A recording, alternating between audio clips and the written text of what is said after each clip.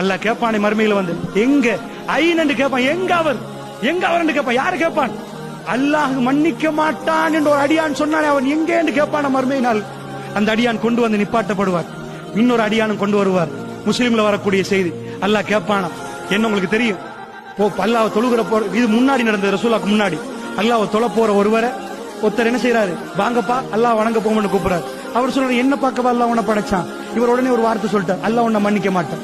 இது அல்லாஹ் மறுமையில விசாரிக்கிறது ரசூலுல்லாஹ் சொல்றாங்க. அல்லாஹ் கேட்பான, எங்க அவர் வர சொல்லுங்க. கூப்பிட்ட உடனே அல்லாஹ் கேட்பான, நான் இவரை மன்னிக்க மாட்டேன் என்று உனக்கு யாரு சொன்னது? என் அதிகாரம் உன் கையில் எப்படி கிடைச்சிச்சு? குடுவோன் நன்மை என்பான், குடுவோன் நன்மை அவருக்கு பானரகத்திலிருந்து தூக்கி போடுவான். ஒரு வார்த்தை மன்னிப்பு அல்லாஹ்வுடைய கையில் இருக்கிறது. அல்லாஹ்வுடைய நல்லடியார்களே, இன்னைக்கு பார்க்கிறோம், நீ நரகவாசி, நீ அப்படி, நீ இப்படி தைரியமாக முஸ்லிம்கள் பேசுகிறார்கள்.